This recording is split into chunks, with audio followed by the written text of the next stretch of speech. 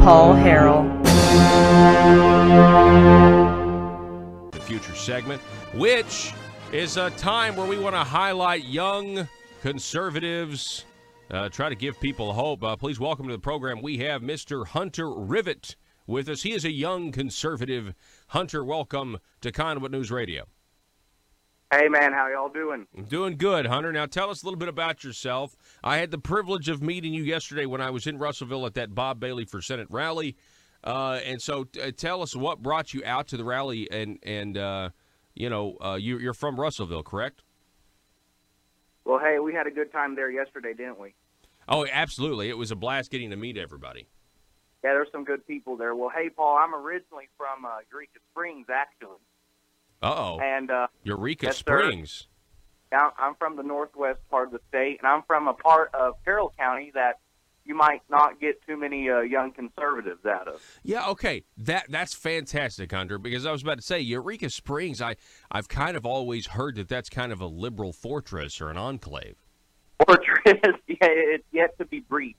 It's definitely a fortress.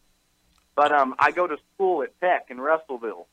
And so I've lived there for the past couple years, and have recently become involved in local politics. We were involved up there in Carroll County with Brian King, and I mean, you know Brian, he's a stud, and he's definitely one of the cogs in the Liberty machine. And well, now we're down here, and we're helping Bob, and he's just another cog in that machine. So, no doubt. I mean, no doubt. Yeah. Fight for liberty in Eureka or here in Russellville. So. Yeah, that's really awesome. So you're from Eureka, you were involved up there. Now you're going to school at Arkansas Tech in Russellville, and you're fighting the fight there. It's really, really important. I was saying in the first hour, this is election day for the people of Senate District 16. You have an establishment candidate. You potentially two establishment candidates because they said they're going to support Asa, and when it comes to this Arkansas Works mess, and then you have Bob Bailey who says no. And so he's clearly the anti-establishment candidate. He hasn't received any backing or money from Asa, which is a great sign, versus the opponents that have gotten all this lobbyist money from the monolith that is Little Rock. And I would just say that, last hour, it's really, really awesome responsibility for the people of Senate District 16 because when everything's said and done tonight and the polls are closed, if there's 5,000 people that have voted in this special election for this vacated seat of the late Senator Stanridge, it'll be pretty good turnout. 5,000 people, though, Hunter, have the ability to affect and give reinforcements to the grassroots conservative movement all across this state, not just in the Senate District 16. So it's a very, very, very important race today. Right. And what it's going to boil down to, really, is do you want someone who's pro-liberty, anti-establishment, anti-ASA? I mean, the opposition who's received ASA money, it's kind of like one of those bad tattoos you get and you regret it.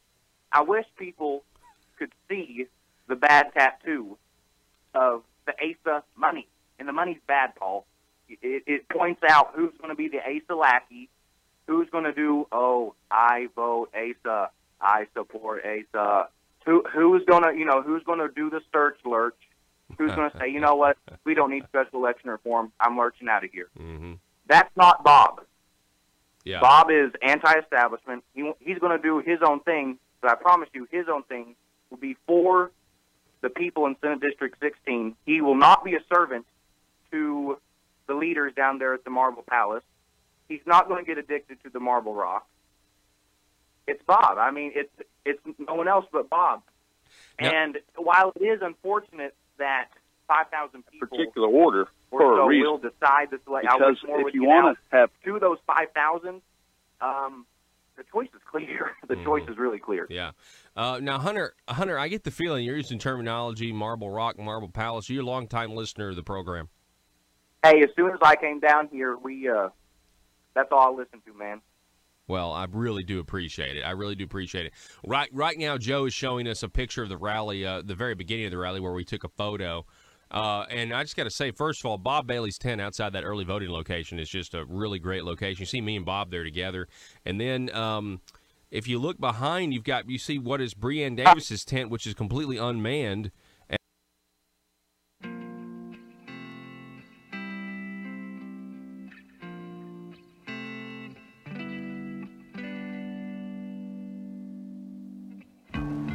I think it's time we ask ourselves if we still know the freedoms that were intended for us by the Founding Fathers. They seem to be in full-scale retreat from spending cuts and are talking about raising people's taxes again. And I have only one thing to say to the tax increasers. Go ahead, make my day.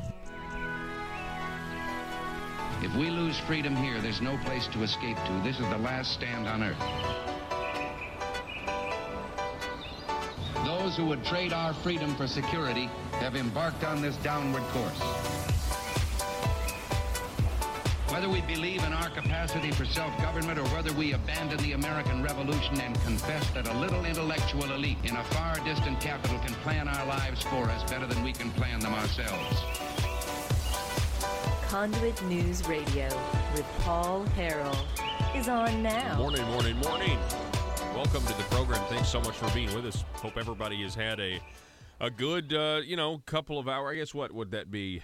22 hours since we've last talked. Joe, you are absolutely right. The groundhog was wrong because, did you see the storms that moved through? Did you hear the storms that moved through Arkansas yesterday? All night. Okay.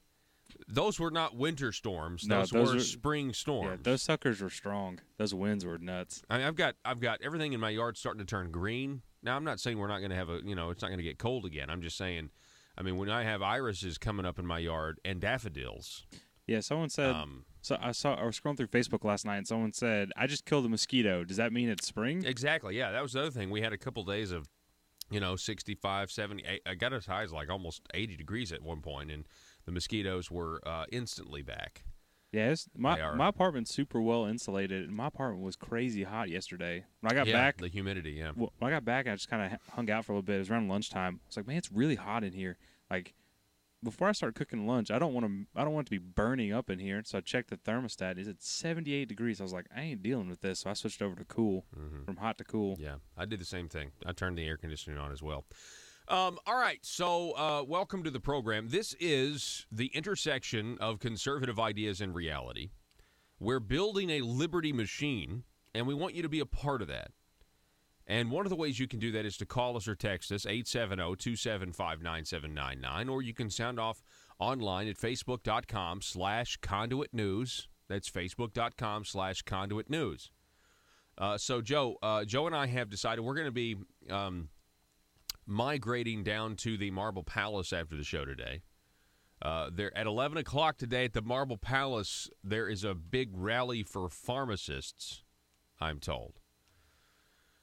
And so we're going to go down there and check this out. Big rally for pharmacists. They are rallying against the status quo, which essentially pits the corporate big business, you could say pharmacies. Like CVS, Caremark. Yeah, absolutely.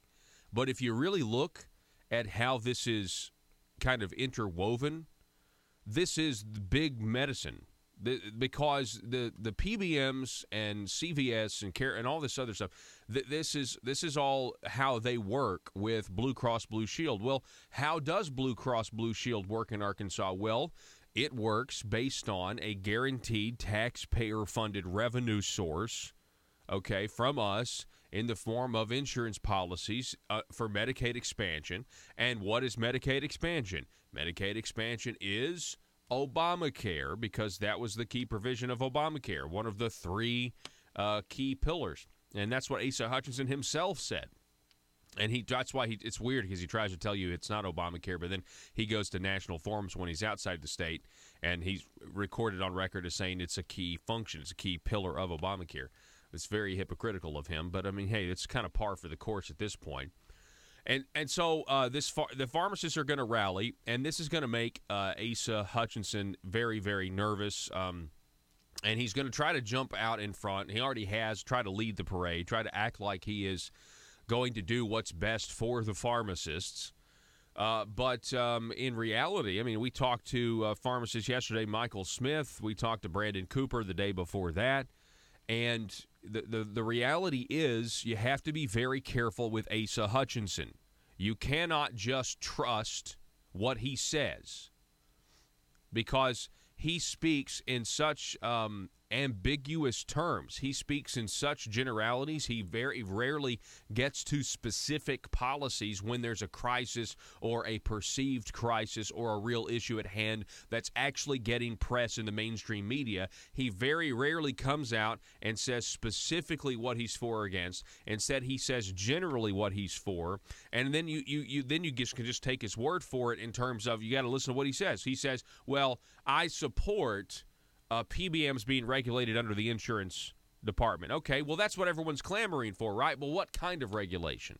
Well, ASA says, well, we just want to make sure that existing laws are enforced.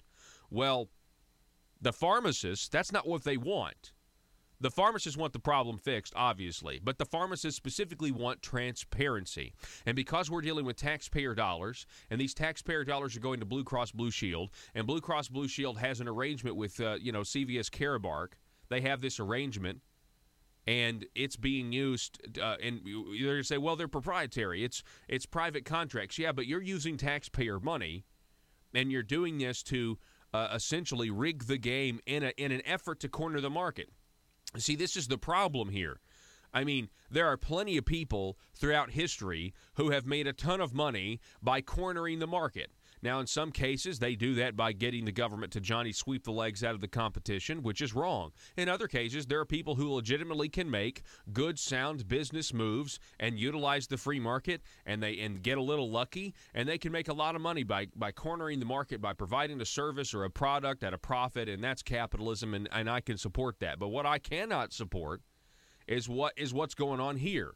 And that's Arkansas taxpayer dollars going to put local pharmacists out of business. The government is now competing against local business and local pharmacists. This is not the only example of this, but this is a one that's highlighted right now in the press, and it has to do with pharmacists and pharmacy benefit managers and the relationship that they have with Blue Cross Blue Shield. And you see, this is big medicine. No one has screwed this up more than Arkansas.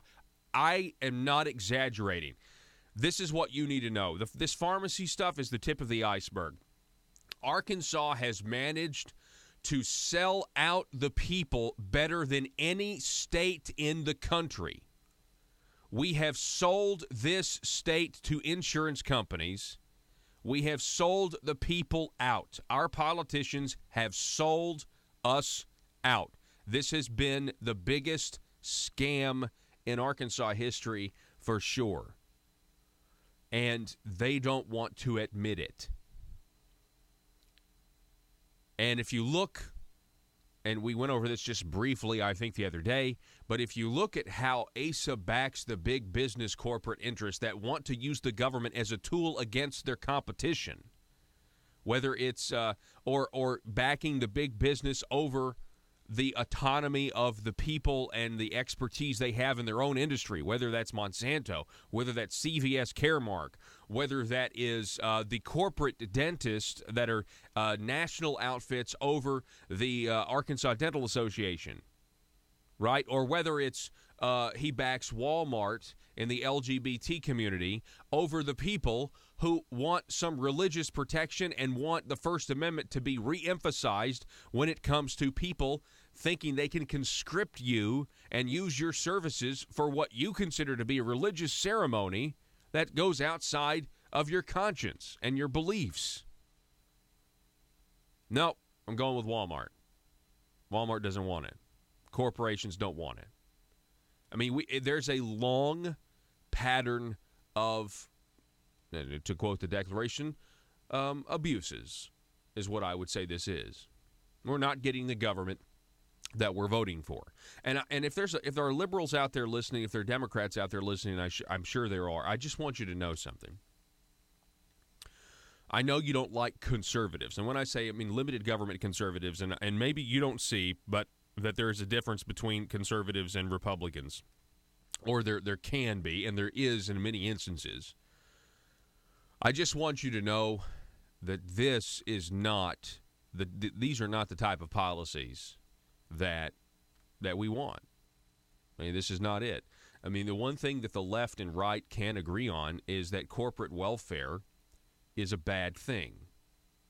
Now, there's some people who are honest and principled about that on the left, but there are others who aren't.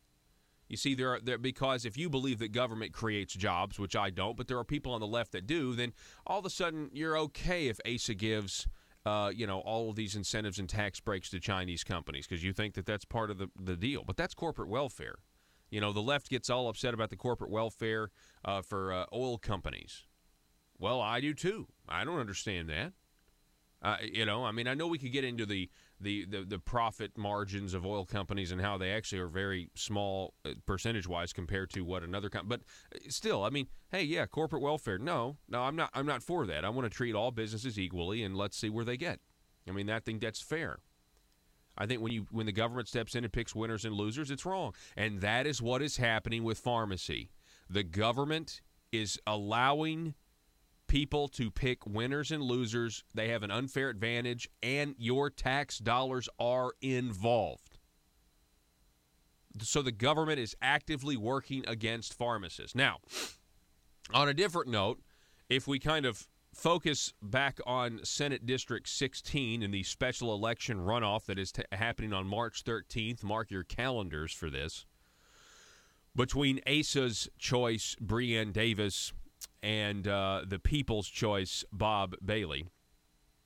We interviewed Mr. Michael Smith, who's a Russellville pharmacist, yesterday on the program, and like clockwork, and by the way, he endorsed Bob Bailey.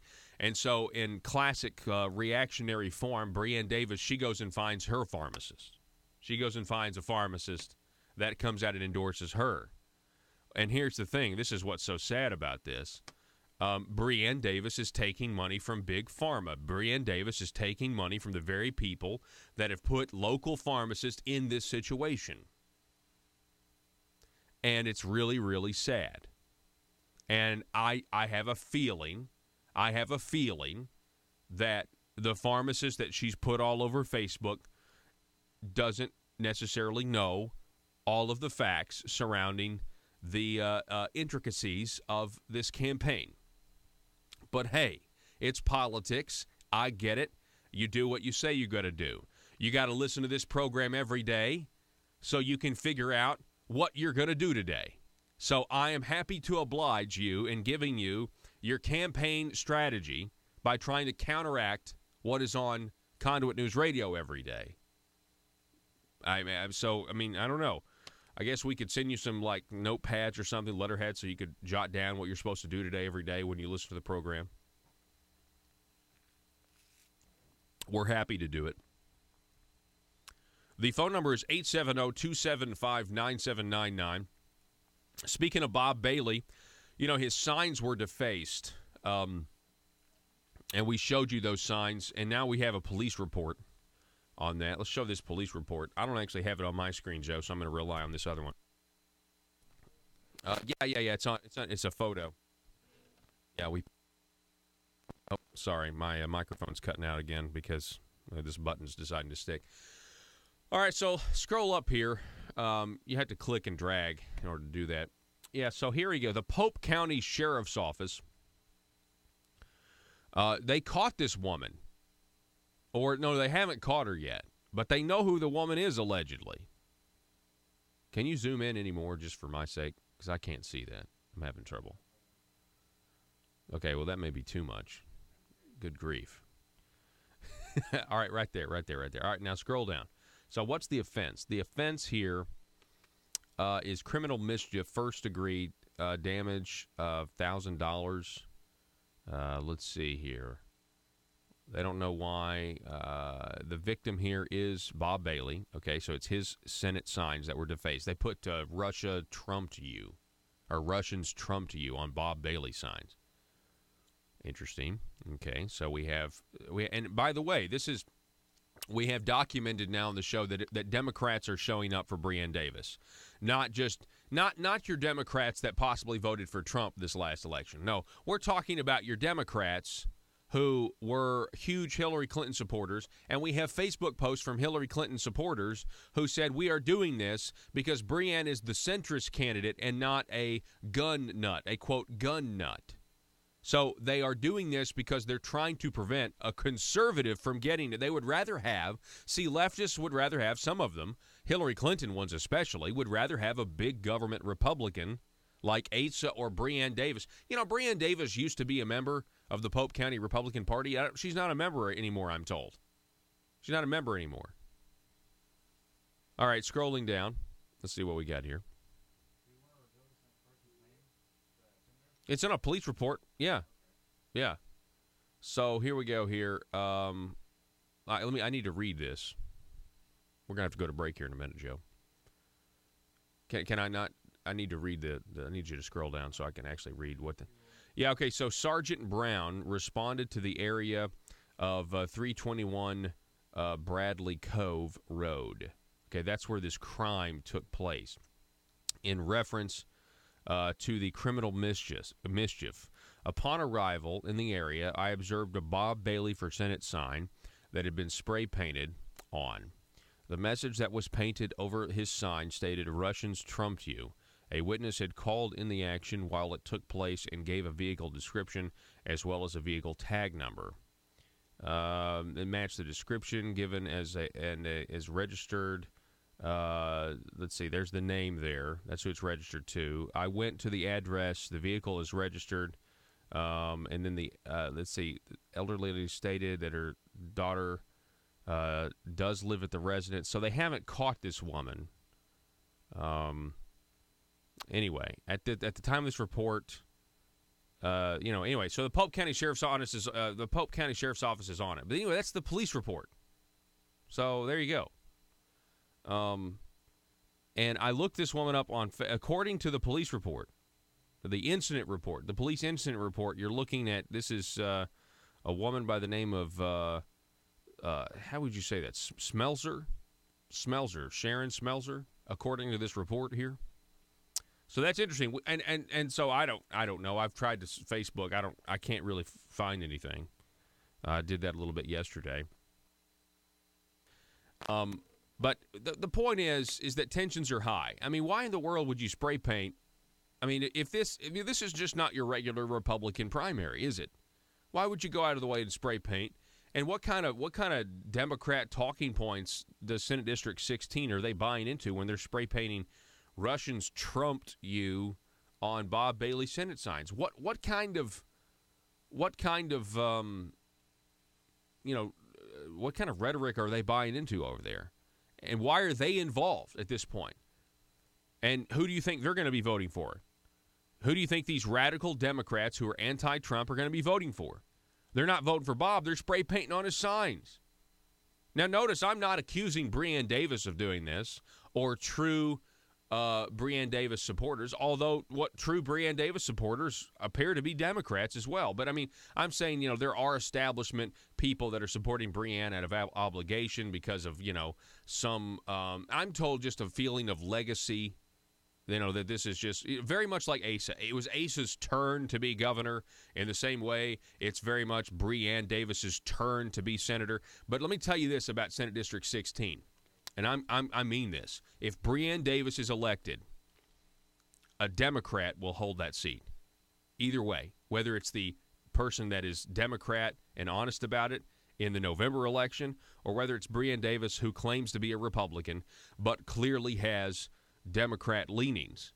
And I'll tell you how she does in a moment because she's actually against school choice, and I'll prove it here in just a moment. Don't go anywhere. Back in a moment.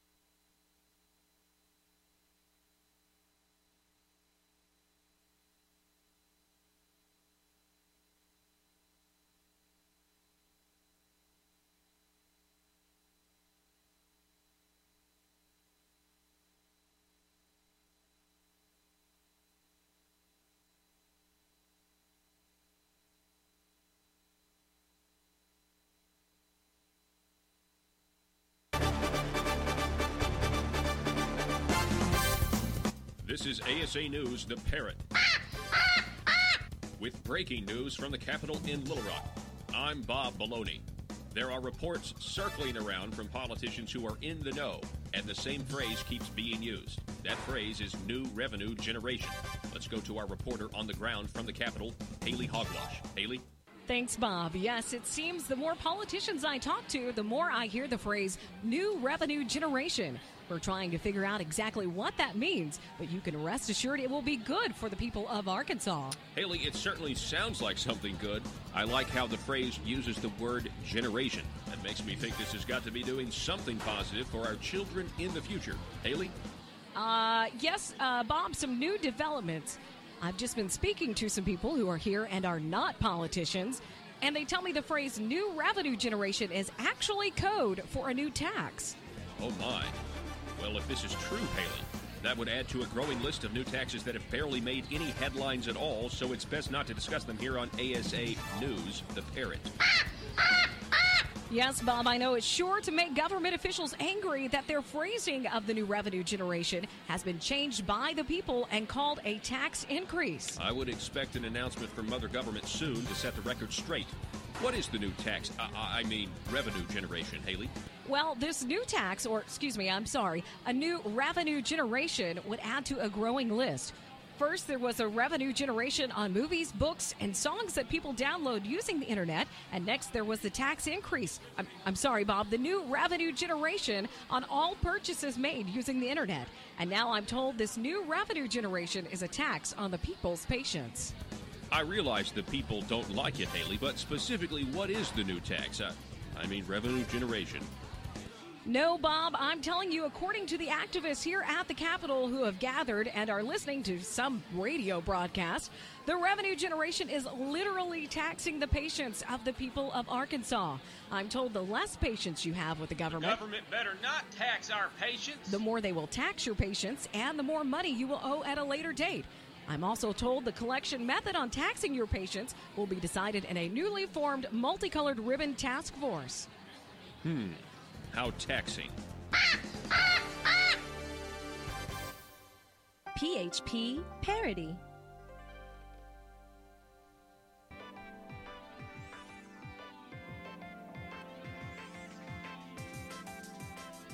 Conduit News Radio with Paul Harrell is building a liberty machine. Find out more at conduitnews.com. Joe. Go, Joe. Go, Joe. What do you want to say? You want to say something? Yeah, real quick, before we get to the rest of the segment.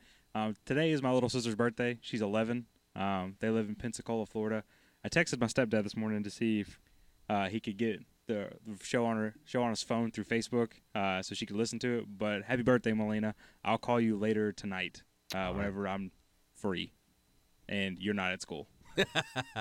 Awesome. All right. Well, that's very, very kind of you, Joe.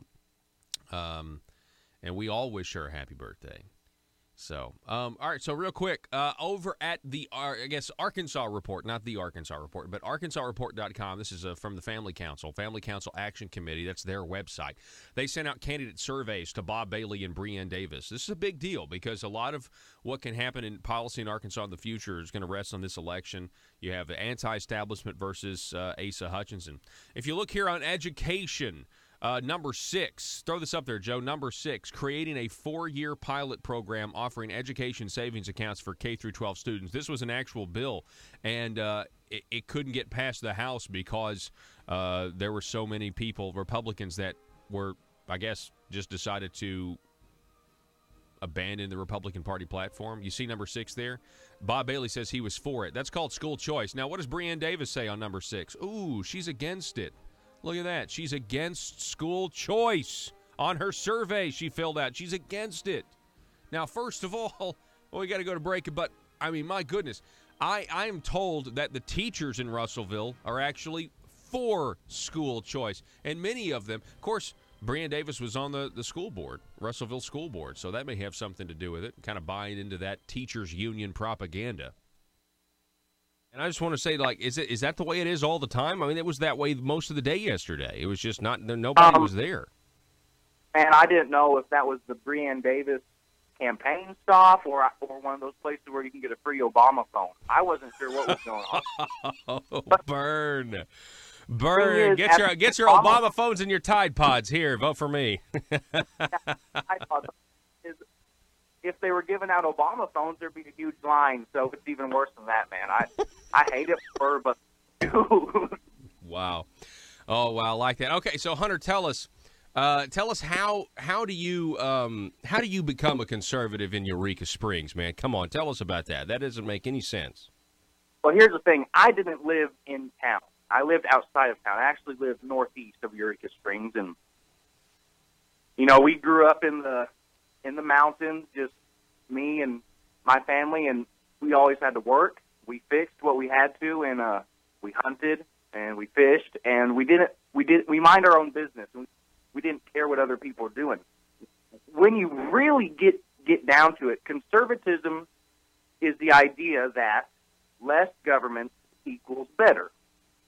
And the funny thing is, I think when you talk to a lot of people, they really say, well, that makes sense historically.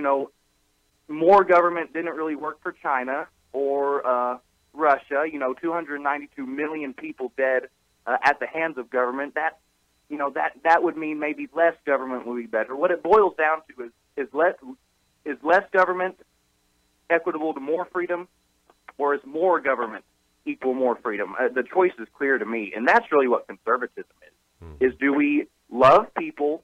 Do we love the ability to succeed, but the freedom to fail? Do we love that choice, and do we love the free market? When all those things get together, you get conservatism. And after just doing even the slightest bit of research, I don't see how you could come to any other philosophy or ideology that just rings more true with human nature, really. Yeah, that's a really good point, and that's a great way to have made up your mind. You basically say we just didn't bother anybody, we kept to ourselves, and you do a little research, you come to this conclusion on yourself. Of course, we got the left, and so you're in college now. What year are you at Arkansas Tech? I'm a senior. Okay, so what's the environment like there? Obviously, I know it's an Arkansas university, so you're probably going to have more conservatives on campus than you would, let's say, Berkeley. Okay, but you still have this liberal ideology through all of the university systems. So how is it? How is it being a conservative? I mean, are there a lot of liberals, around you? Are you?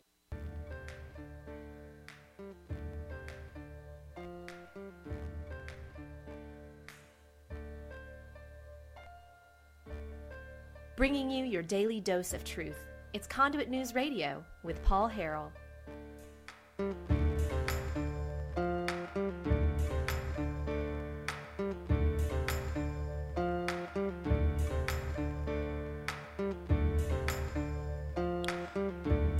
Good morning to you, everybody listening. Thanks so much for being with us. Welcome back to the program. We have Arkansas attorney, Mr. Luther Suter, is with us. Luther, welcome, sir. Good morning, Paul. How are you? I'm doing good. Now, the last time we talked to you, we were really, we had just really heard about the Arkansas Supreme Court ruling on sovereign immunity, okay? And I want to get to that in a second, but I want to remind everybody that this portion of the program is made possible because of the Patriots of Act 746. We are really grateful to partner with them. They are incredible. They're educating Arkansans about the Second Amendment, about your gun rights, and specifically the constitutional carry that we have in this state. The governor defines that differently than the law actually defines it. But go search them out, folks. They have a Facebook page of 12,000 plus strong, and they will give you the facts. And I want to remind you, there is still a $1,000 reward if anyone can find anywhere in Arkansas statute where it says you have to have a concealed carry license in order to carry a gun. So it's the Patriots of Act 746. We're really, really grateful for them. Now, Luther, where does the sovereign immunity, what are we doing? What's going to happen moving forward? Because now the people of Arkansas, if they are wronged by their government, they have no recourse. They cannot sue the government. Well, true in state court. I want to underline in state court. There still are some federal remedies out there for people who have their federal constitutional rights violated, and theoretically, we could enforce state constitutional rights in federal court, but then that leads back to concerns of federalism, and our states are the great experiment, and states should be left free to define what conduct they want their citizens to engage in and what conduct they want their citizens not to engage in. I digress a little bit there, but I think it's an important point because our system basically has been turned upside down, and what we're seeing is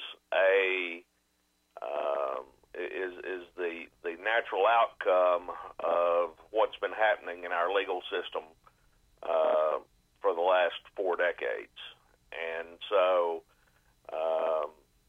right now in Arkansas State Court, there is no judicial review if you apply the Supreme Court's ruling as they wrote it. And I expect them to walk this ruling back. However, Paul, your listeners need to understand one thing, if I can leave this with them today. Both parties are taking away our rights. This particular segment is sponsored by the Patriot group that you mentioned. Act 746, yes, sir. Very, very valuable resource out there. But what happens is, the Democrats take away our economic rights, and they tend to be pro gun control, and the Republicans take away our social rights, and they tend to promote activity that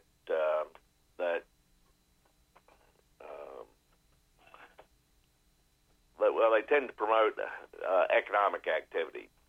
But our Constitution is made up of many, many different rights. The different amendments are equally important.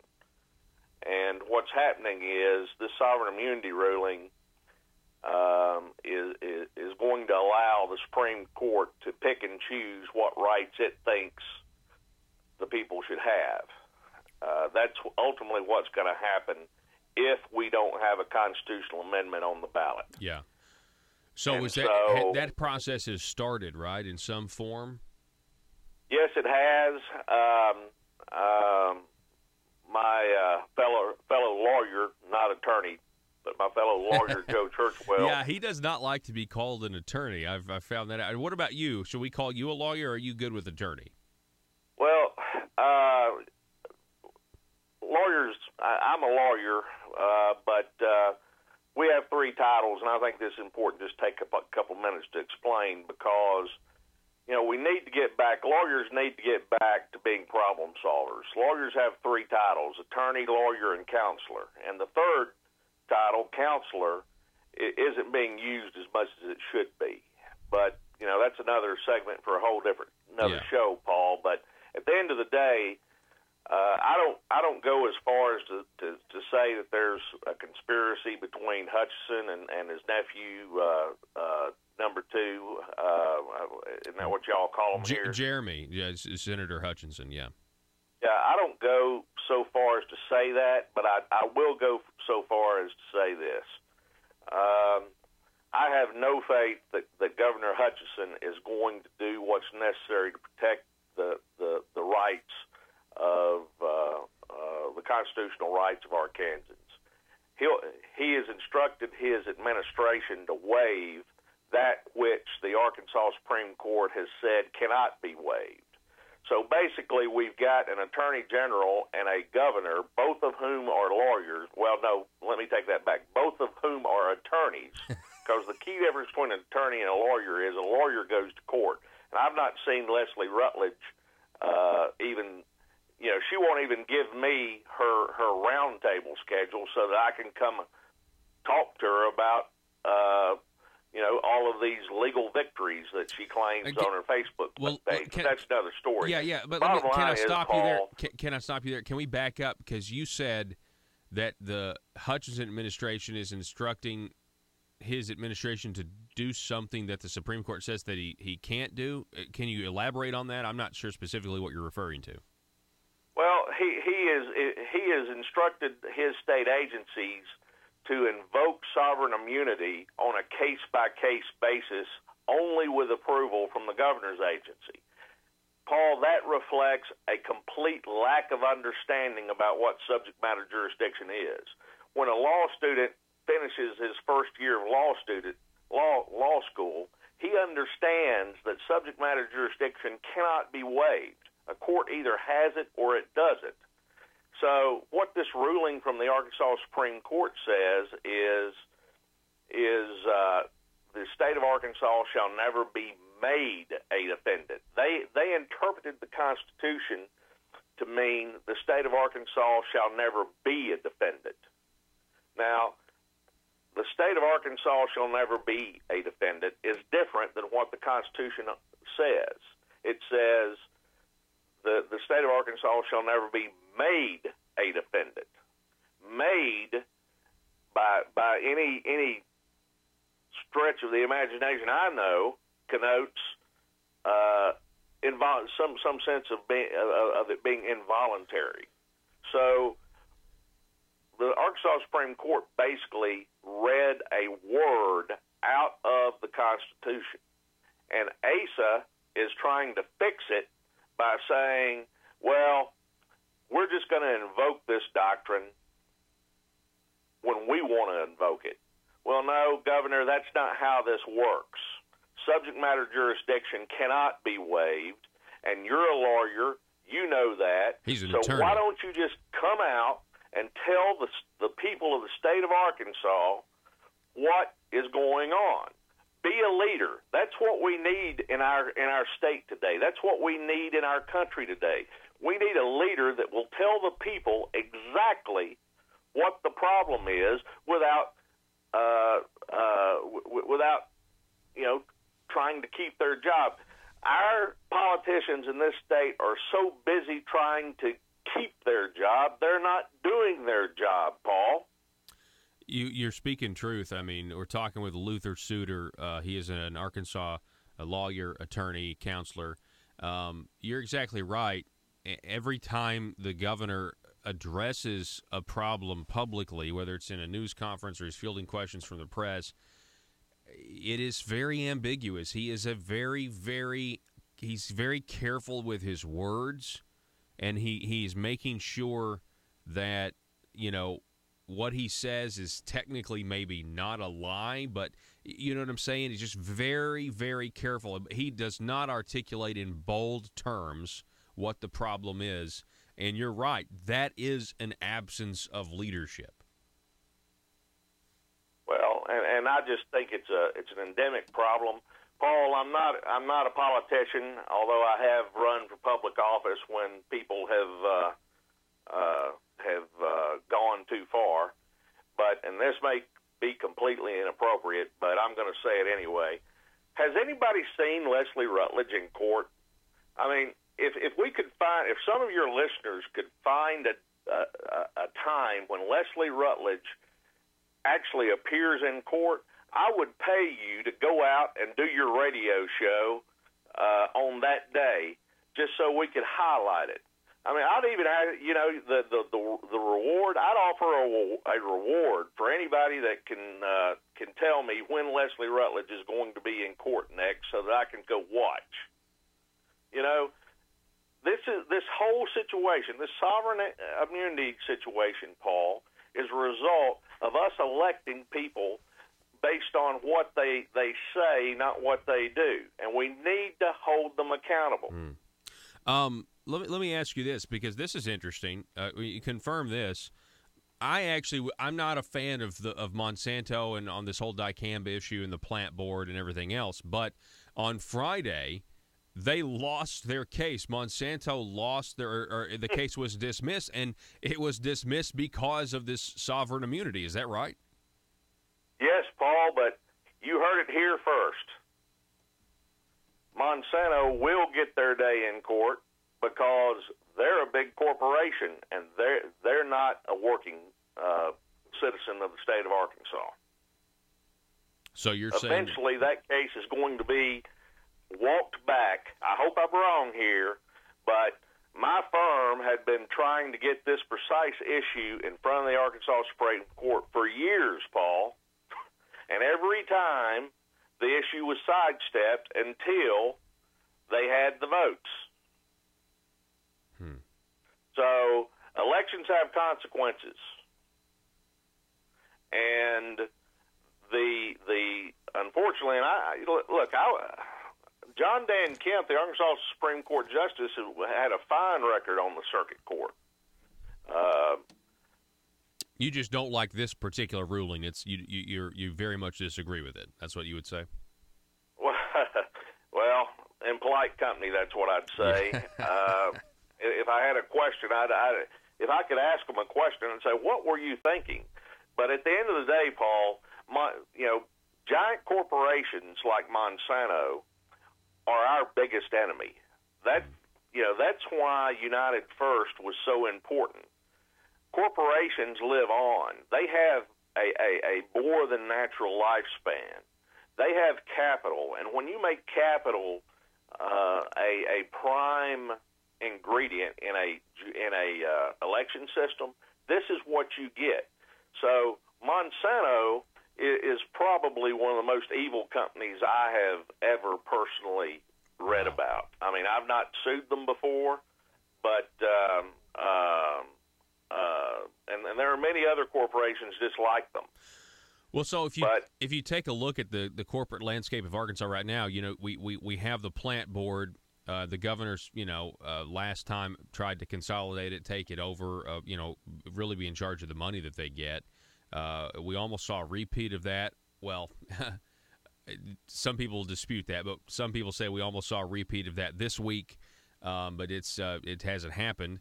But then you look at what we're dealing with the pharmacies, Luther, and with the pharmacies we have CVS, Caremark, that's intertwined with Blue Cross Blue Shield, and we have local pharmacists that are now, their tax dollars are being used against them to put them out of business.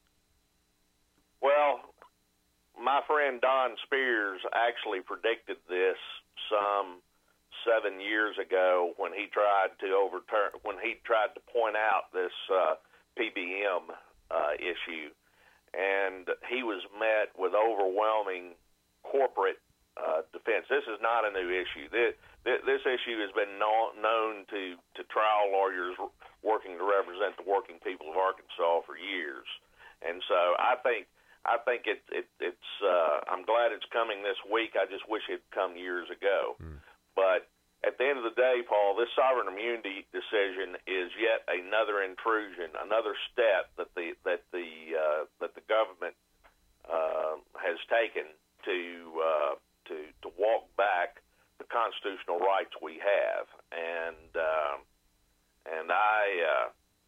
just it's a sad day for Arkansas. I just hope that people get out and vote. We've got Senate. Another attack on our rights is Senate Joint Resolution 8, which purports to value the human life in Arkansas at $500,000. Please, folks, I beg you. And I sue lawyers for a living. I'm not a fan of lawyers. I mean, there are many lawyers that need to be held accountable. That doesn't make me particularly popular, but hey, I don't do things to be popular. I do things because the law demands it. And but we have to get out and we have to vote. And I hope that Miss Morgan does well. I hope that Leslie Rutledge draws an opponent. I've got my favorite opponent on that, but I don't guess I can mention that. But I'm encouraging Well, I've seen him the to run, Facebook and- post. I've seen the Facebook post that Joe Churchwell, your friend, you just mentioned him. He's on Facebook talking about potentially running. I mean, that's who you're talking about, right? Yeah, Paul, but we need Joe to continue this fight against the Fourth Amendment problems. Yep. I think it's. You mean with DCFS and child welfare and how they're treating parents like criminals? Oh yes, I mean it. This is just a vicious circle that just won't end. Joe's a good man, but as we see, the Office of Attorney General is woefully underrepresented in terms of trial experience and legal judgment. She has hired some good people to come in and actually practice law, but we elected her. We didn't elect her assistants, and we need some Arkansan to step up and really get involved with the people when it comes to the Attorney General's office. Rutledge roundtables, those are great, but I would rather see my Attorney General do what we're paying her to do, go into court and scrap for the people of Arkansas. The most dangerous place to be these days is between Leslie Rutledge and a camera, and this we is just brutal. need what? I said this is brutal. This is well. I'm sorry, Paul, but I just call it like I see it, and we are at a tipping point, folks. We got to get out and vote. Remember, if it's licensed, it can be taken away. Let's wrap things up. But we're talking with Luther Suter. Let's wrap things up about the sovereign immunity, though. What are you? We got to get it on the ballot, right? We've got to basically have an amendment to the Constitution. That's the plan to restore the rights of Arkansans to be able to sue the state of Arkansas, right? Well, we'll hear it right here on the Paul Harrell show. That's one thing, but I'm filing suit this week in federal court, arguing that the Supreme Court's interpretation of our Constitution violates the due process guaranteed to us by the federal Constitution. Okay. So now we're going the due process angle, and you're going to say, "Hey, listen, you can't go against the United States Constitution." That's a good angle. That's a really good angle, Luther. Well, I hate to use the federal Constitution as a hammer, because we've seen what happens when either the Democrats or the Republicans attempt to use the federal law to impose their own moral code, which it was never meant to be. But yes, and wrapping it up, Paul, I would prefer the constitutional amendment route because I don't think the federal courts are going to intervene ultimately. I think I've got a great argument. I think it should happen. But these days, the only reason I get up and go practice law every day these days is for the people, because the practice of law is and this ruling proves it. The practice of law is more about politics these days than it is actually applying the law. And so I appreciate the time to come on, Paul. Yeah. And I will tell you this: the only thing I'll say is her interpretation, the AG's interpretation of Act 746. I mean, you talk about practicing law and being political. I mean, that opinion that she released was it was a bailout to the Arkansas State Police. I mean, it wasn't at all what people were hoping. But and I agree completely. Yeah. But Luther Suter, we appreciate it, sir. Thank you so much for coming on. All right, we do appreciate you. Thank you, Paul. All right, keep fighting for the folks. We got to take a break, ladies and gentlemen. Don't go anywhere. Back in a moment. If you're like me, you believe that small business is the heart of Arkansas's economic engine, and it should be viewed that way by the politicians in Little Rock. Conduit for Commerce also believes, like you and I believe, policies that achieve less regulation and lower taxation help small business in Arkansas thrive. Other policies like small, constitutionally consistent government and reducing citizen dependency on government keeps it from growing and expanding its influence on our daily lives. Conduit for Commerce works every day to educate the general public and legislators on these important priorities in the name of Arkansas small business. By the way, contributions to Conduit for Commerce are tax deductible. Log on now to conduitforcommerce.org and click on Contact Us on the right side of the page. That's conduitforcommerce.org. Go there now and learn the facts on protecting small business in Arkansas.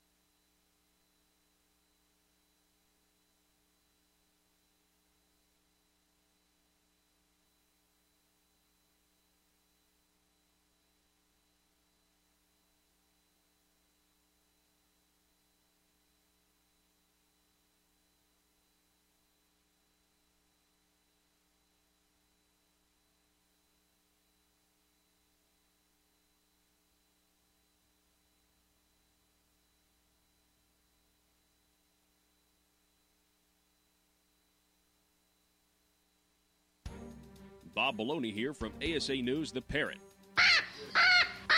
Breaking news from the Capitol in Little Rock. Over now to our new on-site reporter, Susan Shenanigans. Susan? Thanks, Bob. The governor has just announced that a Blue Ribbon Task Force is to be formed. Today, I'm asking your support for a Blue Ribbon Legislative Task Force to be created and directed to recommend further reform. Now we go live to the chamber to listen in for more information on the task force. I hereby call this session into order. First on the agenda for today is the formation of the Blue Ribbon Task Force. Is there anyone who would like to give their thoughts on the task force? Yes, as someone who's deeply conservative, why is the governor choosing the color blue for this task force? Sounds like he's really a Democrat loyalist. Why not a red ribbon to prove he's a true conservative? Well, I represent Walmart, and we agree with the color of the task force ribbon. The color blue is best consistent with the Walmart brand. I object to this choice. Blue is the wrong color ribbon for this task force. Well, who are you? I am Mr. P.C. Wrights, and I represent Target, and we want the ribbon to be red, not blue. Hold it right there. This seems like a tough decision. Why not ask the governor to call a special session at a later date for an important decision as this? I think this is something worth talking about. I motion that we decide the color of the ribbon today. I second it. Fine. We can decide it now. Does anyone have any other suggestions for the color of the ribbon? I think the color should be white. Whoa. Hold on. Definitely not white. I agree with Mr. P.C. Wrights. Maybe we should choose green for the farmers. You like the color green because you are a farmer. I think it should be purple, so we can display how Arkansas is an extremely moderate state. Why are we even discussing this? Shouldn't we be talking about tax reform instead of wasting time with this? Well, the people have spoken. They believe this is worth talking about, so we are deciding this now. Excuse me, sir, but shouldn't the color of the ribbon be rainbow to include all types of people? Please, silence your phones. I just received a call from Walmart HQ, and they agree with, what was your name again? My name is Fabulous. They agree with Fabulous that the color should be rainbow. Target concurs with the decision of it being rainbow-colored ribbon. Is there a motion to make the ribbon rainbow-colored? I motion to make the color rainbow. I second the motion. The motion carries because I said so. The committee will now vote and not be on record to keep the people in the dark. Back to you, Bob. Thank you, Susan. And thank you for listening to ASA News, The Parrot. Next up, there are reports of a gorilla on top of the Capitol Dome demanding massive sums of taxpayer cash. His name? Medicaid expansion.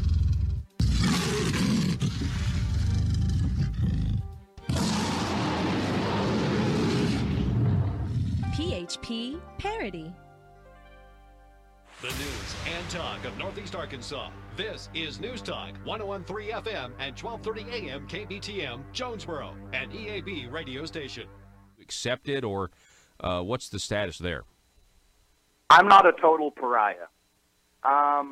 See, I'm in social studies, education, and political science.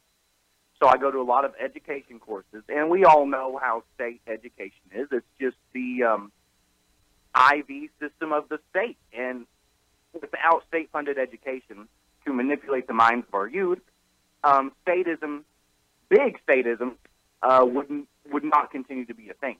So the education courses, you kind of have to hold your own, and you're like, well, that makes no sense, but I don't want to fail the class.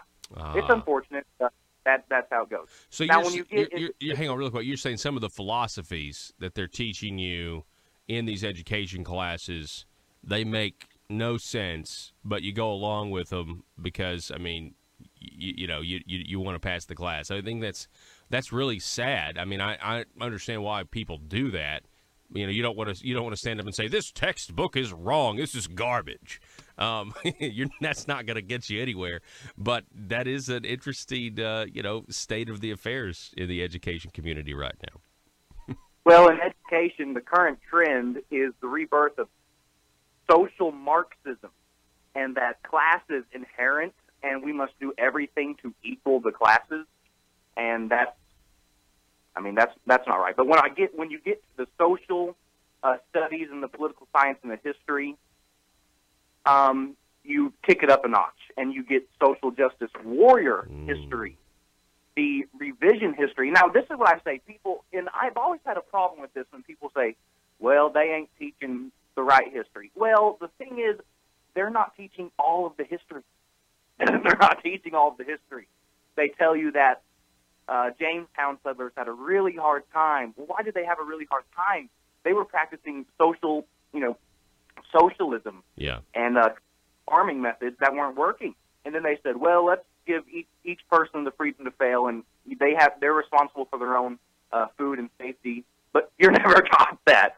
You're never taught that the Second Amendment is there to protect all of the other rights, and you're never taught about Jacobite uprising or the battle, of Concord and Lexington. What was that about? Because the British were going to take the arms of the colonists, and they're like, no, these are our arms. We have no way to defend ourselves. But you will not be taught that.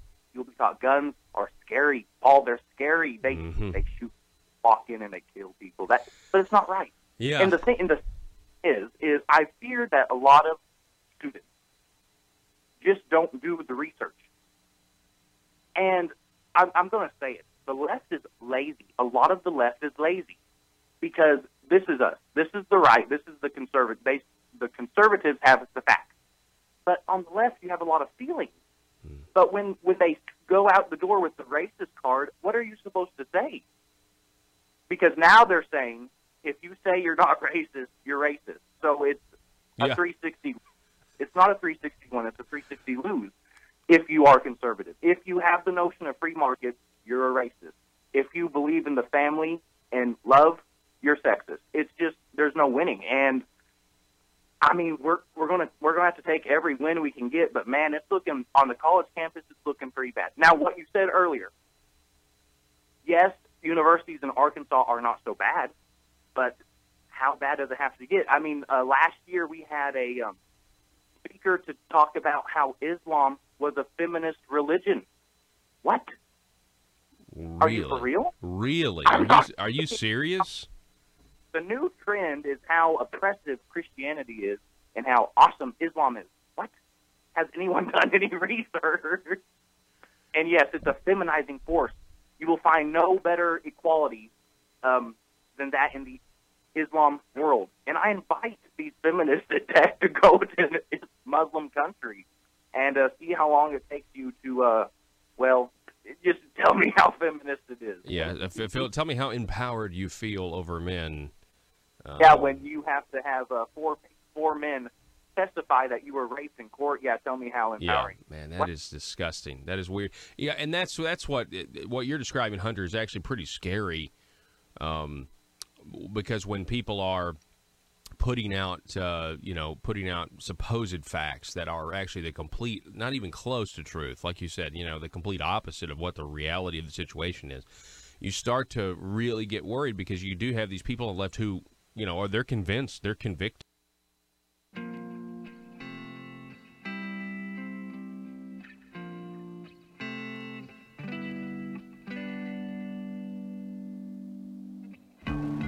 I think it's time we ask ourselves if we still know the freedoms that were intended for us by the Founding Fathers.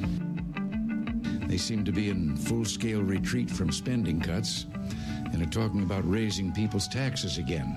And I have only one thing to say to the tax increasers. Go ahead, make my day. If we lose freedom here, there's no place to escape to. This is the last stand on earth. Those who would trade our freedom for security have embarked on this downward course. Whether we believe in our capacity for self-government or whether we abandon the American Revolution and confess that a little intellectual elite in a far distant capital can plan our lives for us better than we can plan them ourselves. Conduit News Radio with Paul Harrell is on now. All right, here we are, folks. It is hour number 2 in the intersection of conservative ideas and reality. We're building a Liberty machine, and the construction of this Liberty machine is increasingly having an effect on the Marble Palace establishment, whether it's this program and them reacting to this program, really, the reactions are they try to combat it, they try to, compete with it, and it's the bigger the machine gets, the more I think irrational they get. But we want you to help us build this thing. Just by listening to this program, you're helping. The other thing you can do is tell everybody in your sphere of influence what you're listening to, who you're listening to, where the information's coming from. Share the information that you hear on this program, whether it's, from Conduit News, Conduit for Action, whatever we can get you, And, at the water cooler and stuff, just tell everybody in your sphere of influence what's really going on in Arkansas politics. Now, if you're at the workplace, that may be hard to do because politics can be so difficult. But I would just encourage you to just stay away from party labels and just tell them what politicians are doing in their name, okay? Because that's what we're about. We're about educating the people. Here is a great Arkansan. We have on the line with us Mr. Jeremy Rowland is back on the show. He's a great Arkansan. Jeremy, welcome to Conduit News Radio this morning. Good morning, Paul. How are you? I'm doing well. I'm doing very well. Now, Jeremy, you are the owner of Triple R Bail Bonds, which is one of your many ventures, and you are quite the success story, quite the entrepreneur. And first of all, I just want to say thanks for taking risks out there and creating jobs. I appreciate it. We've got some great people that's involved in our many businesses, but bail is, my first business and my most passionate one of everything that I'm involved in. It's the one that I'm really the most passionate about every day. So I saw on Twitter that there is an effort to reform bail, and I wanted to have you on to talk about this because it seems that there are let me ask you this. Is there a movement to basically end the private bail bond business and somehow, I guess, rely on the government to do it? Tell us about that. Yes, there's a huge push across the United States, and if your listeners, I know that many of them use Twitter. If they just search the hashtag bail reform, then they'll kind of see, myself, our company is fighting it on a day in and day out basis, many times up till 2 or 3 o'clock in the morning, getting in these utopia debates with people that support this bail reform because it's extremely dangerous legislation, and it's peppering propaganda to people who really don't understand bail, and they're basing it around poverty and race, and it's very misleading, and it's starting to gain a little bit of traction in the state of Arkansas, and in Pulaski County they started it over the past weekend. It was a massive failure. I mean, and in New Jersey, the crime rate has spiked. They're trying to get this done with Senate Bill 10 in California. New Mexico has already passed it all, and it is a reward system for the criminal base of the world to where there's no accountability and no deterrent. Mm-hmm. So, Jeremy, you mentioned Pulaski County. So you mean they're trying? So in Pulaski County, are you saying that there are no private bail options in Pulaski County now? There still is private bail options in Pulaski County, but it's on the very low end of the scale as far, because what bail does, Paul, is that it is a guarantee to the court system, the alleged victim. It is a contract between the bonding company and the court that the accused individual is going to show up for court each and every time until that matter is resolved. And what has happened over the last 10 years or so is that since the mid-'80s, the state of Arkansas and many states have failed to prepare for crime and population growth. So our local jails are being over-flooded. There's too many people, and they can't hold them. So in order to try to relieve that, they're just allowing a whole bunch of people to just be released out without any type of assurance that they're going to show up for court. And when that happens, many of them are not coming back to court. So that's just another warrant on the system and a burden on the entire court system. And then we have victims out here that are waiting their day in court, and the warrants are in the system, but now the system has become so overloaded that they can't take or want these people, that many of the warrants that are in the system are either county or surrounding counties only. And it's just crushing the criminal justice system. It's absolute anarchy to that I have ever seen when it comes to the court systems. So we're talking with Jeremy Rowland. He is the owner of Triple R Bail Bonds. Oh, by the way, Jeremy, I met somebody in Russellville. We were up there for that special election that's now going to a runoff on March 13th. I met somebody who said they heard about Triple R Bail Bonds, an ex-law enforcement officer, on this program, and they called you and are now working for Triple R Bail Bonds. I thought that was pretty cool. Absolutely.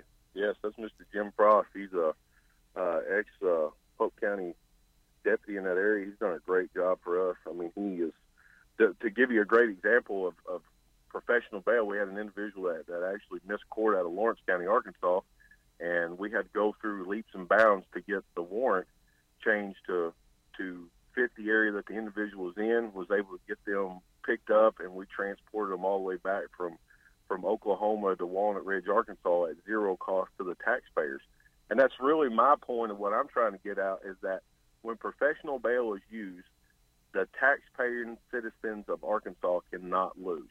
With Arkansas Bail 1684, 201, and 207, action on bond in district and circuit courts, if your listeners Google that and read that, there's no way that taxpayers can lose when professional bail is chosen. But when someone is just released on their own recognizance and there's no accountability and no deterrent, the entire burden falls back on the taxpayers.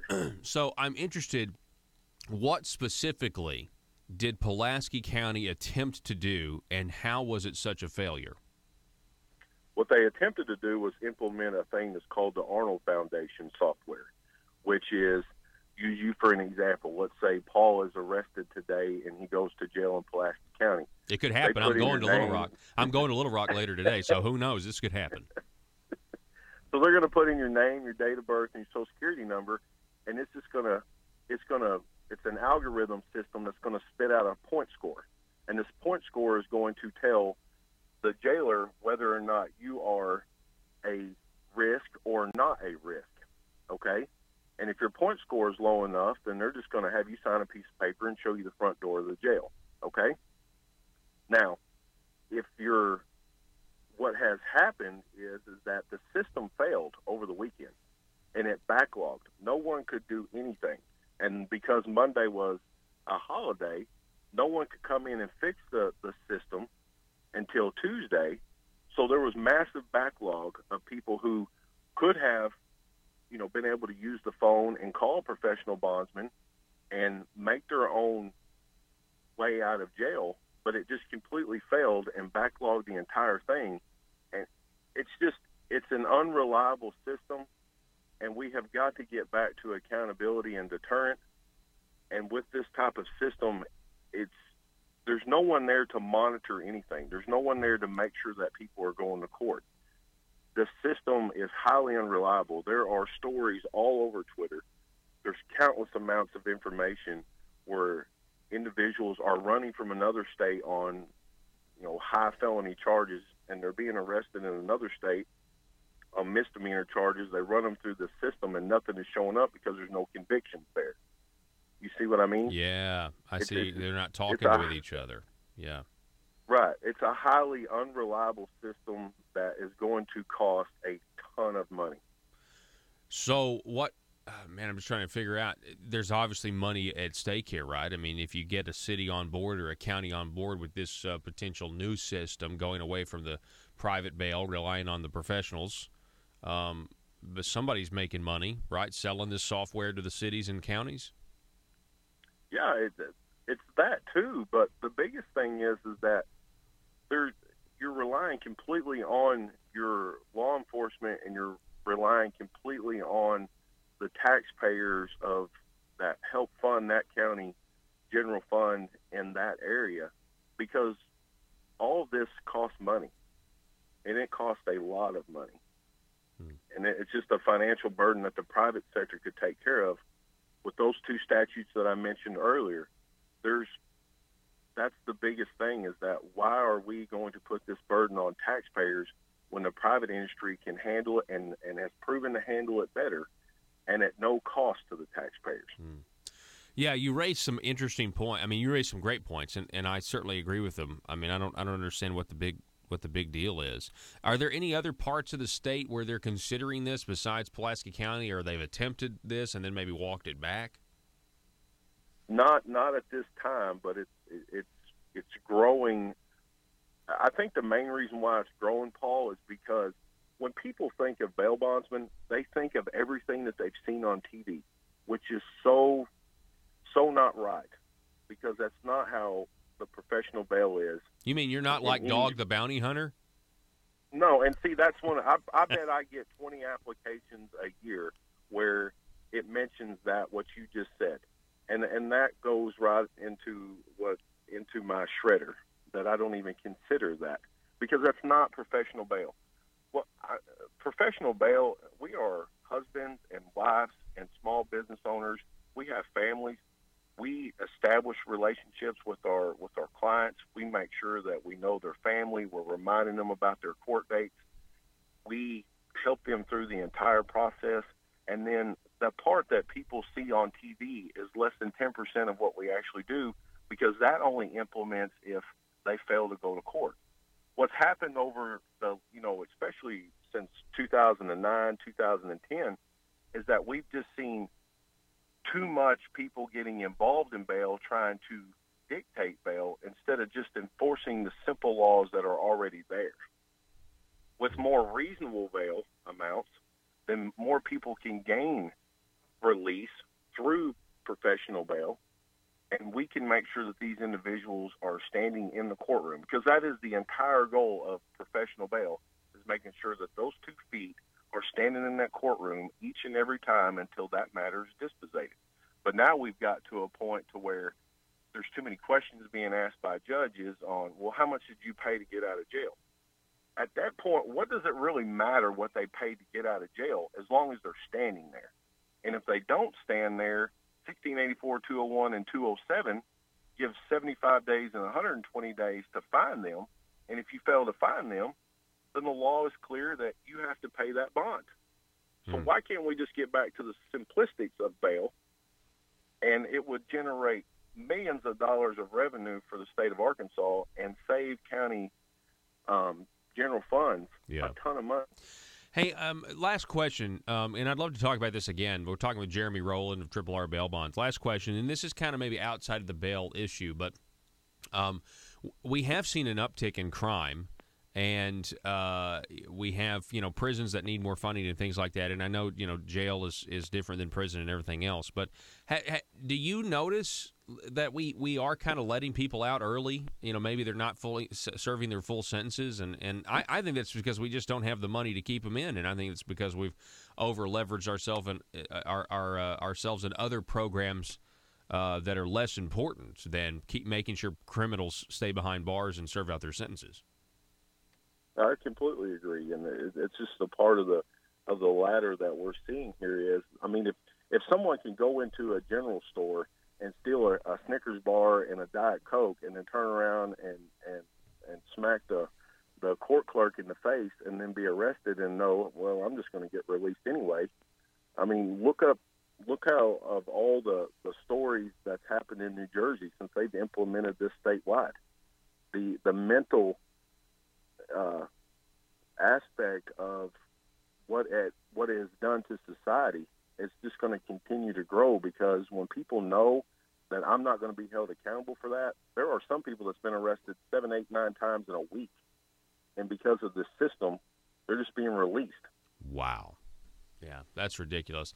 Well, Jeremy, I appreciate you coming on the program and shedding light on this issue. We're going to keep following this. I know you're going to keep following this and keep us posted, and we'll do everything we can, okay?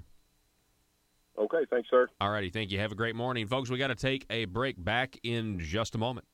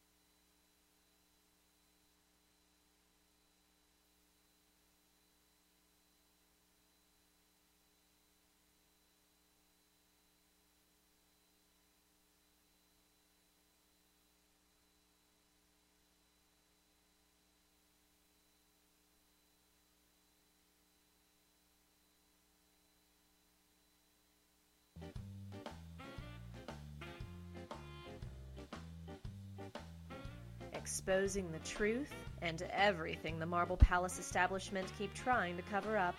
It's Conduit News Radio with Paul Harrell.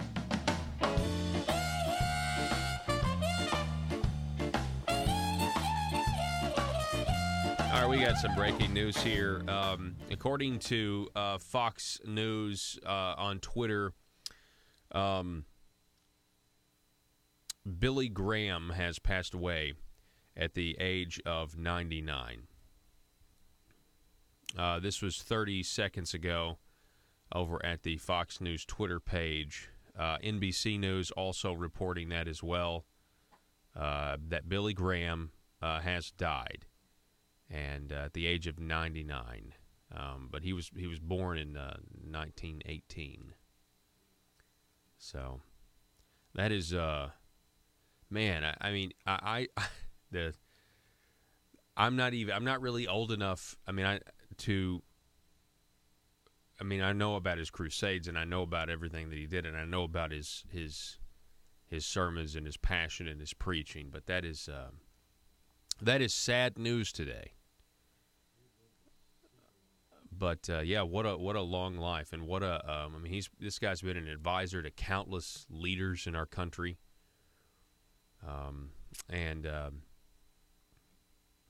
Anyway, that's the breaking news. I've got to. This just came across. I've got to find time to formulate thoughts on this.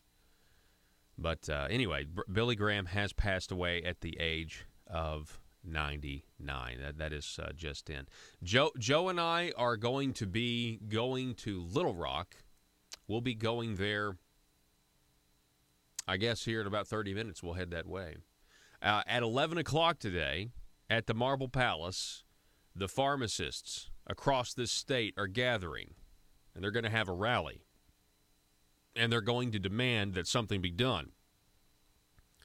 And I look for Governor Hutchinson to kind of, look over here. Yeah, I'm going to give you exactly what you want. Just trust me. I'm going to give you exactly what you want. And the pharmacists look at Asa and said, well, actually, Asa, we don't really want you to try to balance on a tightrope on one leg and then on one toe. And we don't want a circus performance. That's not what we want. We actually want the problem addressed. We want transparency. We want these contracts to be available to the public. We want to know what they are. Well, the contracts are private, is what the ASA says. He doesn't seem like he's for that. But he is for the carefully crafted language, the statement saying, well, I am for the regulatory responsibility under the insurance department. Okay, well, what does that mean? Well, what he says it means is, well, that existing Arkansas law is enforced. Okay, and that's great. Okay, we would like the laws on the books to be enforced, but what the pharmacists want is transparency on this, and you're using taxpayer money to put pharmacists out of business.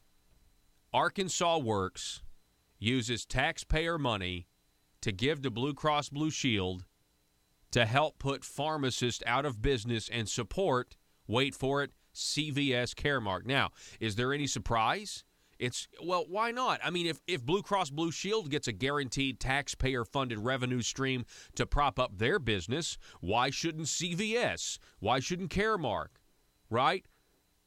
I mean, if we're picking winners and losers, why not? Why not let the government side with big corporations against the people? I mean, if you're going to do it with Blue Cross Blue Shield, you might as well do it with everybody else that comes calling, and you're just, you sell out to the highest bidder. Arkansas Governor Asa Hutchinson is not really a governor as much as he is a real estate agent, and he is showing Arkansas to corporations, whether Chinese, whether CVS, whether Monsanto. And this is my opinion. He's really just, Arkansas is up for sale. That's the way it seems to me. Telephone number is 870-275-9799.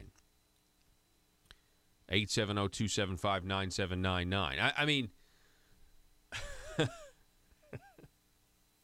Arkansas is up for sale, but the proceeds don't go to the people. So even if we do sell, we don't get anything from it. I mean, that's the whole point. He sold us out.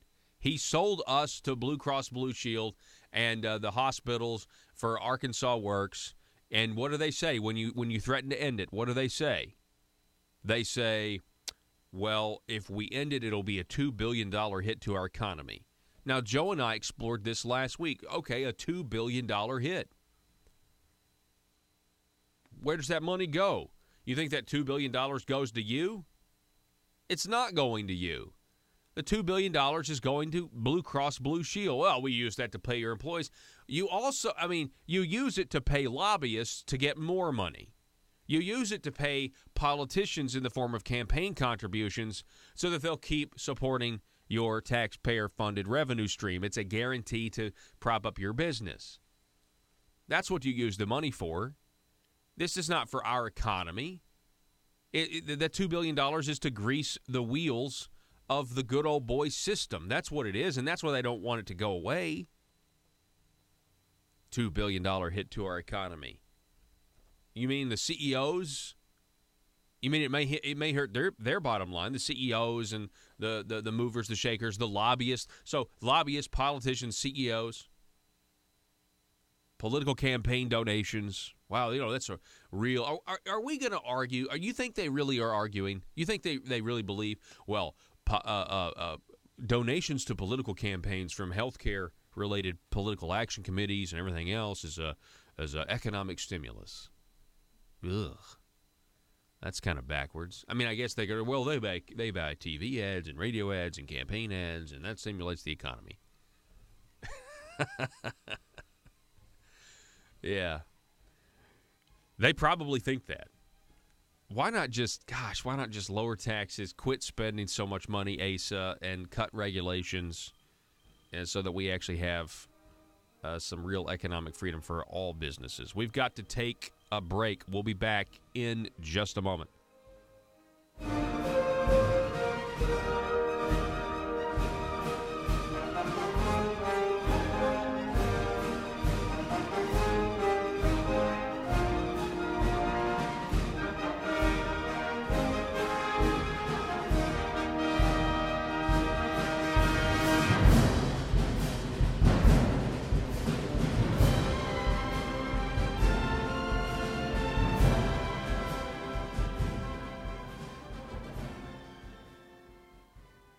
That is disgusting. That is weird. Yeah, and that's what you're describing, Hunter, is actually pretty scary. because when people are putting out supposed facts that are actually the complete, not even close to truth, like you said, the complete opposite of what the reality of the situation is, you start to really get worried, because you do have these people on the left who, or they're convinced, they're convicted, they believe in all of this stuff strongly. And what is that going to, when you have a society that is now can't agree on anything, or at least that seems to be where we're moving. You can't agree on anything. What you worry that, obviously you just worry that eventually they're going to say, you know what, we just think you don't need to be alive anymore. We need to take care of this because we're just so incompatible and you're making our lives so miserable. And that we've seen that with the Antifa movement. We've seen how they want to get violent, how this is what they think, how they don't want to have a Western civilization style debate because they, number one, lose, and they just think that the whole system is racist and it's got to be torn down. Right, and this is what I've started to think about some of what I call the loony. There's loony left, lazy left, and just the loco left. The loco left, I think they just need help. The lazy left, they just have to do the research. But then there's the loony left, and I think that's probably the median. And this is why people like Oprah really personify the loony left. It's because Oprah believes if you say Islam is a feminist religion, Islam is a feminist religion, Islam is a feminist religion, that it'll happen. That force is true. It's kind of like there's no place like home, there's no place like home. She goes back to Kansas. Well, that's not how it works in the world. You have to call it for what it is. You have to call Arkansas work for what it is. Obamacare. You have to call exactly. You have to call the veteran tax break for what it is. Not a tax increase. A tax increase. Right. Oh, and we can't. This is can't fun. Lie about it. This is fun, Hunter. I'm having fun. Awesome. Oh, but my I mean, goodness. it's just bad, dude. I know. Well, hey, listen, Hunter, I appreciate it. We do have to go. I want to have you on again soon because this has been a great. Man, we have had some fantastic young conservative segments here the last three or four times. So, but Hunter, I definitely want to have you back on. And real quick, what are you doing? You're volunteering for the Bob Bailey campaign for Senate, and I know again this is Election Day. So, real quick, how do you plan on spending your day? Hey, on Election Day, you'll probably find me in Russellville running around with a sign getting you have to vote. That's all it is. We're going to be hard today, man. All right. Hunter Rivet, I appreciate it, sir. Thank you so much for being a patriot. Yes, sir. All righty. Folks, it's Conduit News Radio. My name's Paul Harrell. Don't go anywhere. Back in just a moment.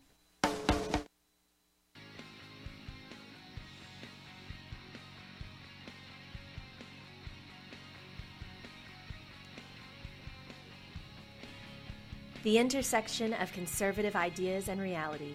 Conduit News Radio with Paul Harrell. All right, ladies and gentlemen, welcome back to the program. Thanks so much for being with us. We have a very special treat calling in all the way from Pyeongchang, South Korea. We have Olympian on the program.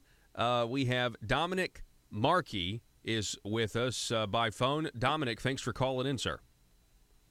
Hey, thanks for having me here. Yes, absolutely. So the reason, and there's already articles out there about this, but you are an Arkansas resident.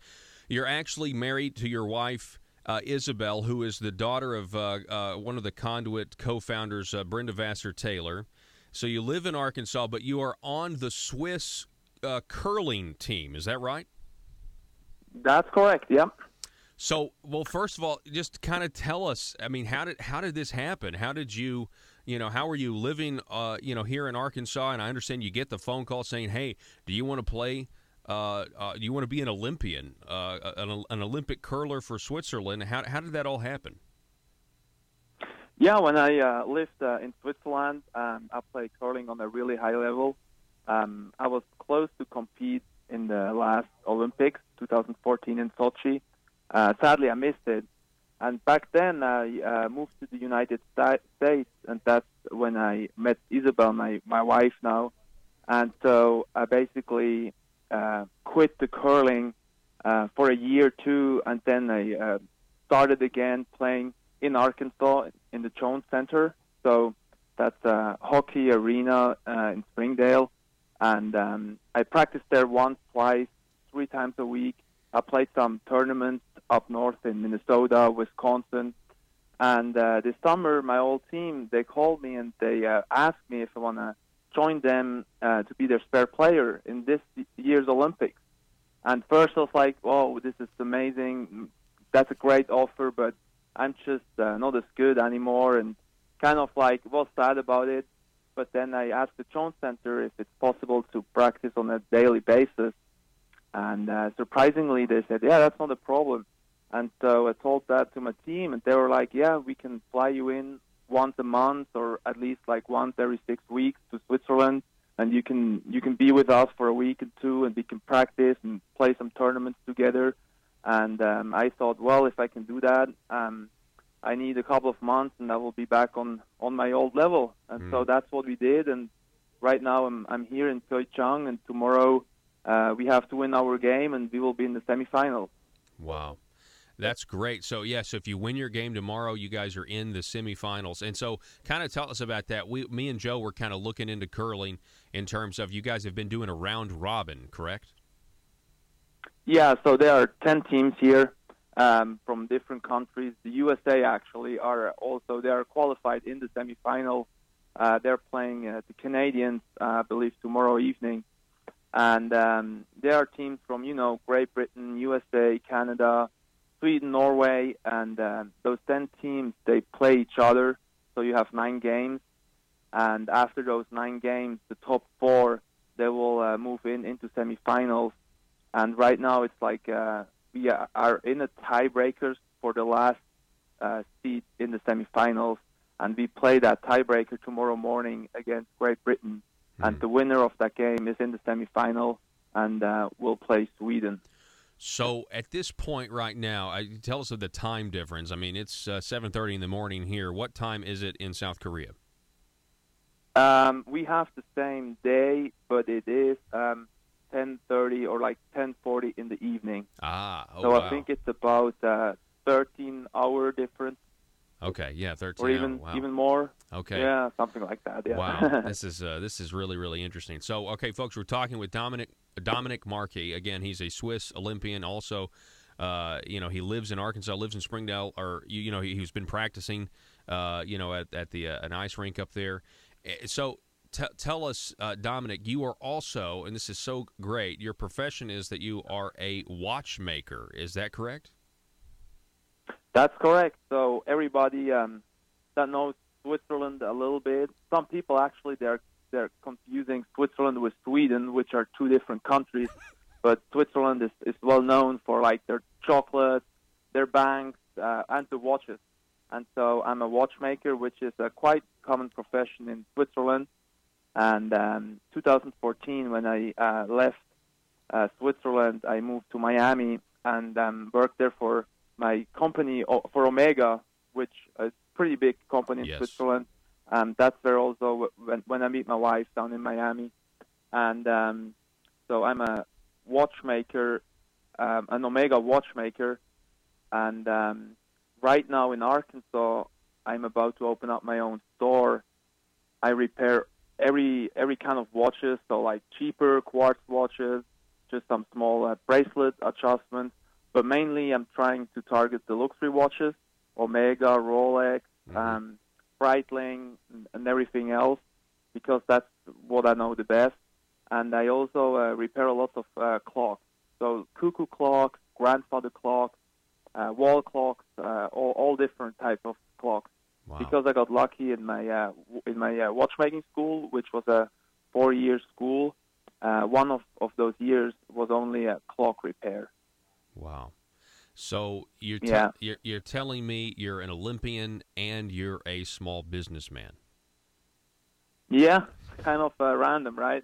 Hey, that's great. No, I really admire you, and so you're going to open up the business soon. Are you guys going to have a website? Do you have one yet? Yeah. So right now, it's been now over a year that I work for myself. So right now, basically, what I'm doing is once a week, I go to all the stores around town, Fayetteville, Rogers. There's Fort Smith. So Yeah, quite a big area, and the ones that are further away, even in other states, they send me work on a weekly basis, and I fix everything at home. And I also have a lot of private customers, and they are usually coming to my house, or I meet them at Starbucks or so.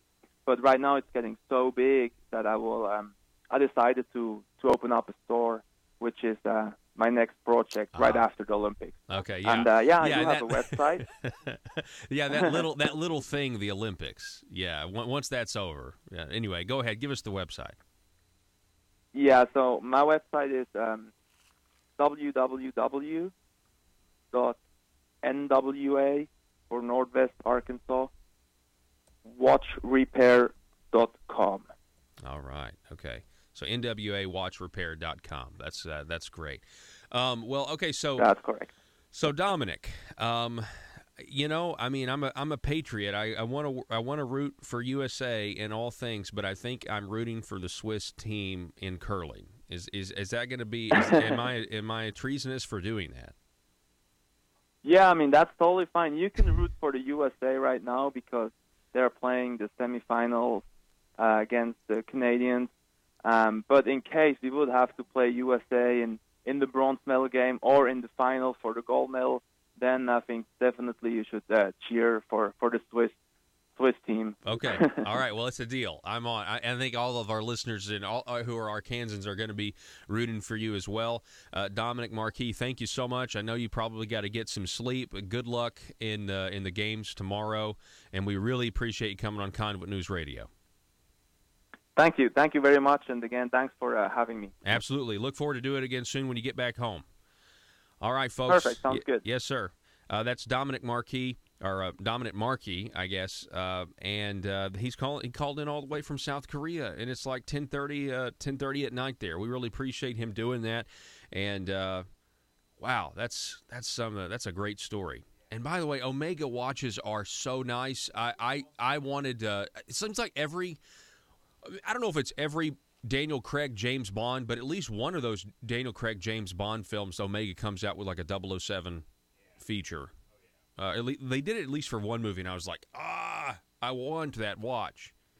Anyway, we're going to take a break. When we come back, I'm going to replay for you our interview with Mr. Brandon Cooper, who is the former president of the Arkansas Pharmacists Association. Big rally down in Little Rock today at 11 at the Marble Palace with pharmacists. It's going to be great. Joe and I are going to be there, so make sure you check Conduit News, the Facebook page there. We'll be doing some Facebook Lives. Don't go anywhere, folks. Back in a minute. Motto, "In God We Trust," first appeared in 1864. Secretary of Treasury Chase stated that no nation can be strong except in the strength of God, or safe except in His defense.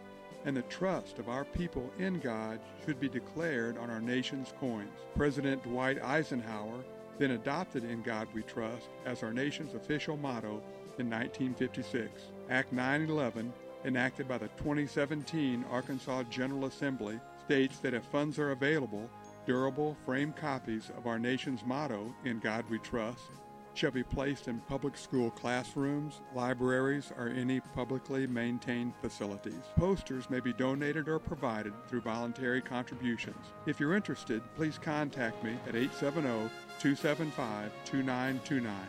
This is Dan Sullivan with the Liberty Moment. Paid for by Sullivan for Arkansas. If you're like me, you believe that small business is the heart of Arkansas's economic engine, and it should be viewed that way by the politicians in Little Rock. Conduit for Commerce also believes, like you and I believe, policies that achieve less regulation and lower taxation help small business in Arkansas thrive. Other policies like small, constitutionally consistent government and reducing citizen dependency on government keeps it from growing and expanding its influence on our daily lives. Conduit for Commerce works every day to educate the general public and legislators on these important priorities in the name of Arkansas small business. By the way, contributions to Conduit for Commerce are tax deductible. Log on now to conduitforcommerce.org and click on Contact Us on the right side of the page. That's conduitforcommerce.org. Go there now and learn the facts on protecting small business in Arkansas.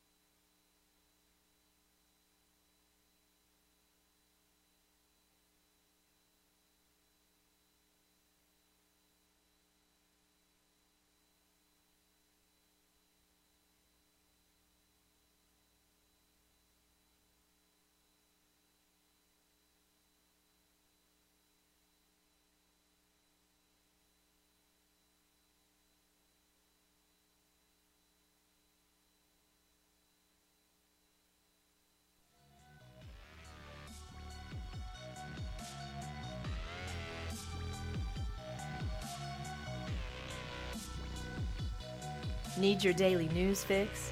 Don't forget to tune in to Conduit News Radio with Paul Harrell. Yeah, so we did report earlier that Billy Graham has passed away. That has been reported by virtually everyone at this point. He was 99 years old. And Billy Graham once said that my home is in heaven. I'm just passing through this world, which is the biblical attitude of any Christian. Anyway, that's the news on Billy Graham. So it's sad, but at the same time, it's I think most people would say a life well lived.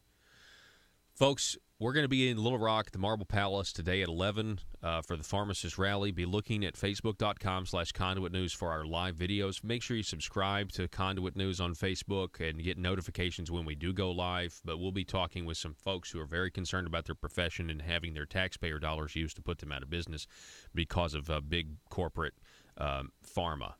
And so we'll be doing that, certainly. Earlier in the week, we talked to the former president of the Arkansas Pharmacists Association, Mr. Brandon Cooper, and this is what he sounded like. Go ahead and cue this up, Joe. So much for being with us. We do appreciate it. This is the intersection of conservative ideas and reality. We are building the Liberty Machine, and joining us now, I want to welcome to the program, we have Mr. Brandon Cooper, who is with us. And he is a pharmacist, and you're actually the former head of the Arkansas Pharmacy Association. Right, I'm a past president. Past president. The APA, yeah.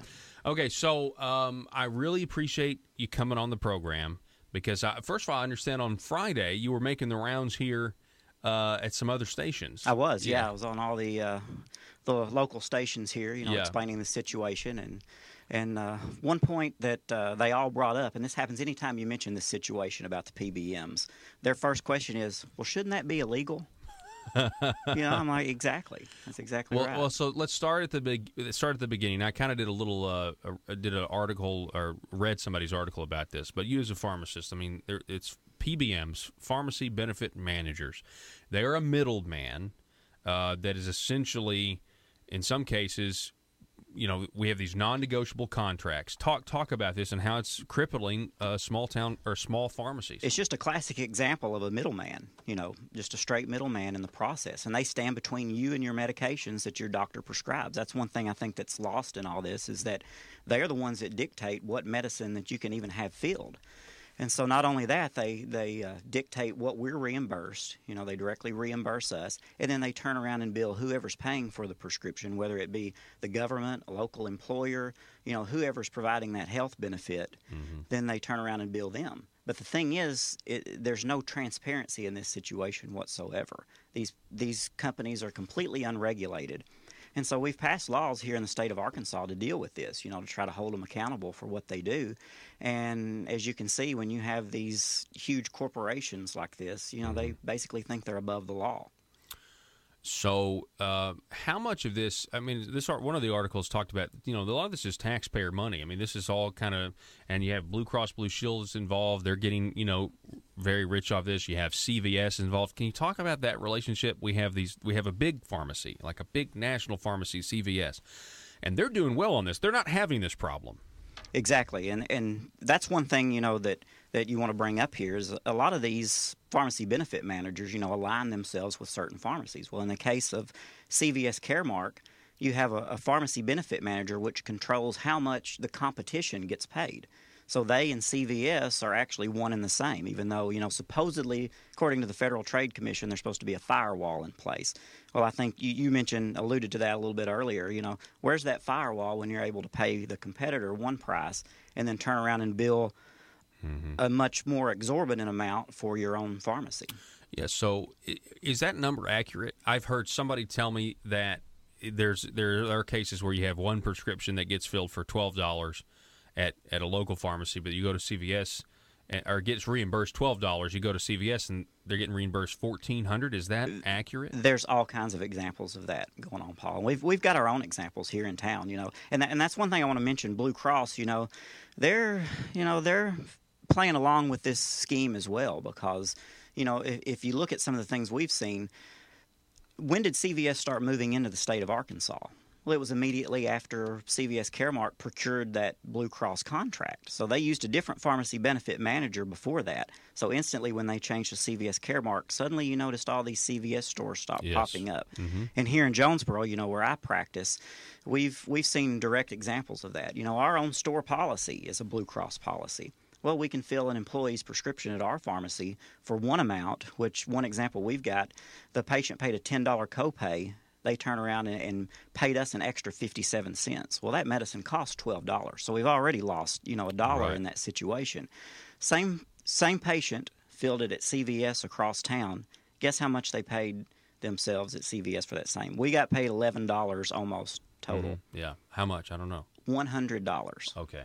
Wow. So I mean, you can see this is a basic example of just collusion, government run amok because this all started.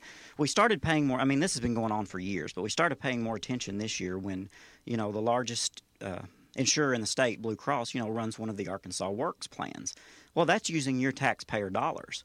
So if they're willing to pay us one thing and turn around and bill the state through Blue Cross another amount, then that's now this is something serious. Exactly. So that's a serious issue. So because Arkansas Works is paying for premiums for the Medicaid expansion, they're paying for Blue Cross policies.